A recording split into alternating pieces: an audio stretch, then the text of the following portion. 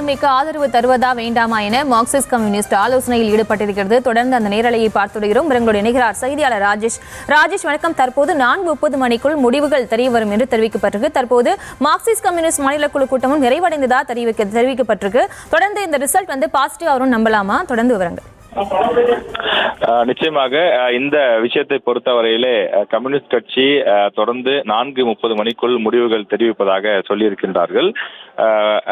அந்த கட்சியினுடைய மாநில செயற்குழு கூட்டம் தற்போது நடைபெற்றுக் கொண்டிருக்கிறது. மார்க்சிஸ்ட் கம்யூனிஸ்ட் கட்சியினுடைய மிக மிக முக்கியமான நிர்வாகிகள் நாம் திரையிலேயே பார்க்கின்றோம். அவர்கள் அனைவருமாக கூடி, ஏனென்றால் இது கடந்த 60 ஆண்டுகளில் இல்லாத ஒரு வரலாற்று வாய்ப்பாக கம்யூனிஸ்ட் கட்சிக்கு இந்த வாய்ப்பு கிடைத்திருக்கின்றது. அவர்கள் அமைச்சரவையில் கூட இடம்பெறுவதற்கான வாய்ப்பு இருக்கின்றது. அப்படிப்பட்ட ஒரு வரலாற்று வாய்ப்பை எப்படி கையாள வேண்டும் என்று ஒரு சில தலைவர்கள் மட்டுமாக இல்லாமல் மொத்தமாக, அதாவது அந்த கட்சியினுடைய முக்கிய செயற்குழு உறுப்பினர்கள் கூடி ஆலோசனை செய்து அதன் அடிப்படையிலே முடிவு செய்வதற்காக மாநில செயலாளர் சண்முகம் தலைமையில மாநில குழு கூட்டம் கூடி தற்போது அந்த பேச்சுவார்த்தை நடத்தி வருகின்றார்கள். இந்த செயற்குழு ஏற்கனவே நிறைவடைந்த நிலையில தற்போது இந்த கூட்டம், மாநில கூட்டமானது தற்போது நடைபெற்றுக் கொண்டிருக்கிறது. தாவேகாவுக்கு ஆதரவு நிலைப்பாட்டை 2 கட்சிகளும் எடுப்பதா என்ற கோணத்திலே அவர்கள் சிந்தித்துக் கொண்டிருக்கிறார்கள். அதே போல அங்க இருக்கக்கூடிய செயற்குழு உறுப்பினர்கள் மற்றும் கட்சியினுடைய மாநில குழு உறுப்பினர்கள் கூடி ஒவ்வொருவரும் அவர்களுடைய கருத்து, அதாவது திமுகவுடன் நிற்பதா அல்லது தமிழக வெற்றி கழகத்துடன் செல்வதா என்று கருத்துக்களை தெரிவித்துக் வருகிறார்கள். நாம் அந்த கட்சியினுடைய மூத்த நிர்வாகிகளிடம் விசாரித்த போது அதில் பெரும்பாலானவர்கள் டிவிகே பக்கம் செல்லலாம் என்று சொல்வதாகத்தான் தகவல்கள் விசாரிக்கும் போது வருகிறது. காரணம் என்னவென்றால் பாஜக தான் தமிழக வெற்றி கழகத்தை ஆட்சி அமைக்க விடாமல் தடை செய்கிறது. எனவே இது போன்ற நேரத்திலே நாம் திமுக கூட்டணியிலிருந்து வெளியேறுவது ஒன்றும் தவறு கிடையாது. காரணம், தமிழ்நாட்டின் பெரும்பான்மை மக்கள் விஜய்க்கு தான் வாக்களித்து அவரை தனிப்பெருங்கட்சியாக உருவெடுக்க வைத்திருக்கிறார்கள். அப்படிப்பட்ட நேரத்தில் அவர் ஆட்சி அமைக்க வேண்டியது அரசமைப்பினுடைய மரபு. ஆனால் அந்த மரபை தடை செய்யக்கூடிய வகையில் பாஜக பின்புலத்தில் இயக்குகிறது. ஆளுநரும் அதற்கேற்றவாறு செயல்படுகிறார். எனவே ஆளுநருடைய செயல்பாடுகள் மற்றும் பாஜகவினுடைய செயல்பாடுகளுக்கு கடிவாளம் போட வேண்டுமானால் இன்றைக்கு மார்க்சிஸ்ட் கம்யூனிஸ்ட் கட்சியினுடைய இந்த நடவடிக்கை என்பதை நாம் நிகழ்த்த வேண்டும். நாம் எந்த விதமான மந்திரி சபையிலும் கூட இடம்பெற வேண்டாம். வெளியிலிருந்து கூட ஆதரவு கொடுப்போம். விஜய் ஆட்சி அமைக்கட்டும். ஒருவேளை அந்த ஆட்சியிலே தவறுகள் நிகழ்ந்தால் நாம் வெளியிலிருந்து சுட்டி காட்டலாம். அவருக்கு வாய்ப்பே கொடுக்காமல் அந்த வாய்ப்பை தட்டி பறிப்பது என்பது ஏற்றுக்கொள்ள முடியாது.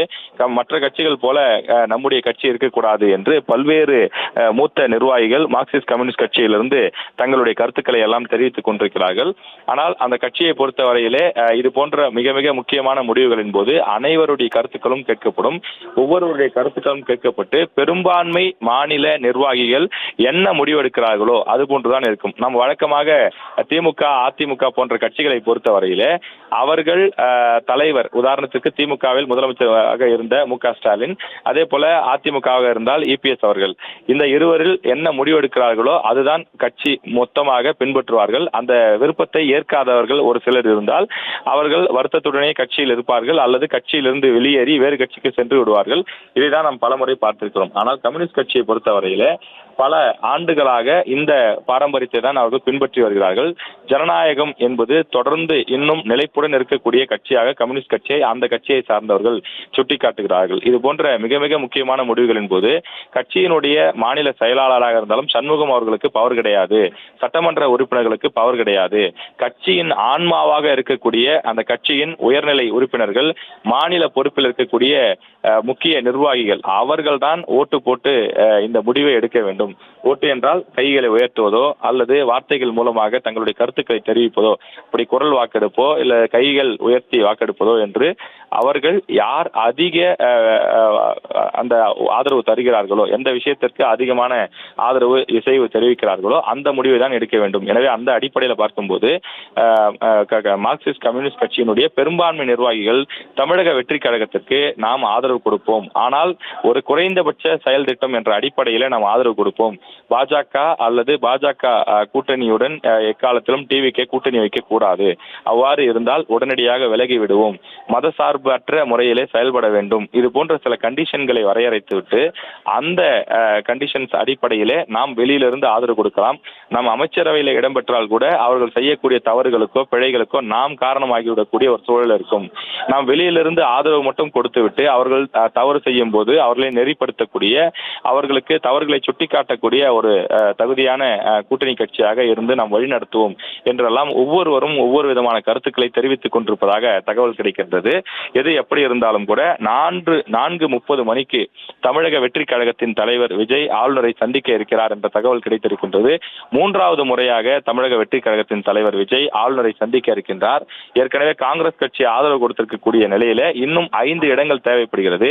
ஏறக்குறைய விடுதலை சிறுத்தைகள் கட்சி டிவிகே, அதாவது தமிழக வெற்றி கழகத்துக்கு தான் செல்ல வேண்டும் என்று முடிவு செய்து விட்டதாக தகவல்கள் வருகிறது. இந்த சூழ்நிலையில் 2 கம்யூனிஸ்ட் கட்சிகளும் அதே முடிவை எடுத்துவிட்டால் விஜய் எளிதாக ஆட்சி அமைக்கக்கூடிய ஒரு சூழல் உருவாகும். ஒருவேளை இன்றே கம்யூனிஸ்ட் கட்சி 2 கம்யூனிஸ்ட் கட்சிகளும் தங்களுடைய நிலைப்பாட்டை அறிவித்து விட்டால் விஜய் இன்றைய தினமே கூட ஆட்சி அமைப்பதற்கான வாய்ப்பு இருக்கிறது. உதாரணத்திற்கு இரவு 8:30 மணிக்கு கூட அவர் அந்த தர்பார் ஹாலிலே முதல்வர் பதவி ஏற்கக்கூடிய அந்த நிகழ்வுகளை அவர் செய்வதற்கான வாய்ப்பு இருக்கிறது. எனவே அவர்கள் தரப்பிலே தேவையான ஏற்பாடுகளை ஏற்கனவே செய்து வைத்து தயாராகத்தான் இருக்கிறார்கள். ஆதரவுக்காக தான் தற்போது காத்திருக்கிறார்கள். எனவே அந்த ஆதரவு என்பது இன்னொரு 2 மணி நேரத்தில் நமக்கு முழுமையான விஷயங்கள் தெரிய வந்துவிடும்.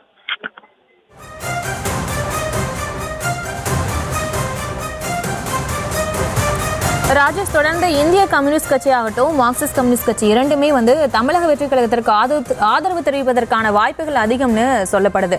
இந்நிலையில விஜயும் 4:30 மணிக்கு ஆளுநரை சந்திக்க இருக்காரு. இந்த முக்கியமான நேரமா பார்க்கப்படக்கூடிய சூழலில் தற்போது இந்த 2 கட்சிகளுமே ஆதரவு தெரிவித்தா விஜய் இன்னைக்கு வாய்ப்பு, அதாவது அவர் பதவி ஏற்பதற்கான வாய்ப்புகள் இருக்குமா? நிச்சயமாக 2 கட்சிகளும் அவருக்கு ஆதரவு கொடுக்கக்கூடிய பட்சத்தில் இன்று இரவே கூட பதவியேற்பு விழா நடத்துவதற்கான வாய்ப்பு இருக்கிறது. காரணம், நேரம் தள்ளி போட அது பல்வேறு விதமான கணக்கீடுகளை உருவாக்கும். தொடர்ந்து அந்த கூட்டணிக்குள் மற்றவர்கள் யாராவது புகுந்து அவர்கள் தொடர்ந்து அவர்களுக்கான ஆதரவை பறிப்பதற்கான வாய்ப்புகள் இருக்கிறது. எனவே அதன் காரணமாக அந்த பெரும்பான்மை நிரூபிக்கக்கூடிய ஒரு சூழல் ஏற்பட்டால் உடனடியாக அடுத்த சில மணி நேரங்களிலே பதவியேற்பு விழாவுக்கு ஏற்பாடு செய்து அதற்கான நடவடிக்கைகளை தொடங்குவார்கள் என்றுதான் தெரிகிறது. எனவே இப்படிப்பட்ட சூழ்நிலையிலே இன்றைய தினம் ஒரு முக்கியமான தினமாக இருக்கும், பரபரப்பான நாளாக இருக்கும் என்று எதிர்பார்க்கப்படுகிறது. மாலை ஆளுநர் விஜயுடன் மீண்டும் சந்திக்க இருக்கின்றார். ஏற்கனவே 2 முறை தமிழக ஆளுநர் விஜய் சந்திப்பு நடைபெற்றது.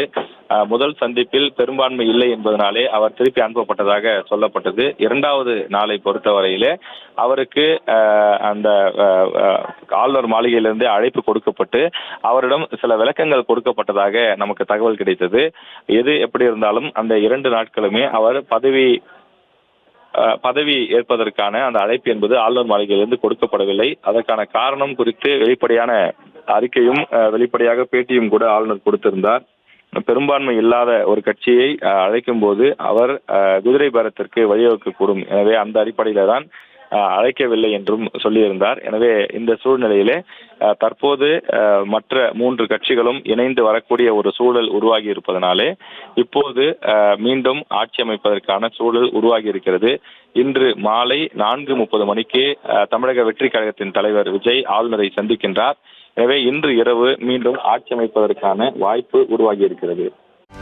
செய்திகளை உடனுக்குடனும் துல்லியமாகவும் தெரிந்து கொள்ள சப்ஸ்கிரைப் பண்ணுங்க.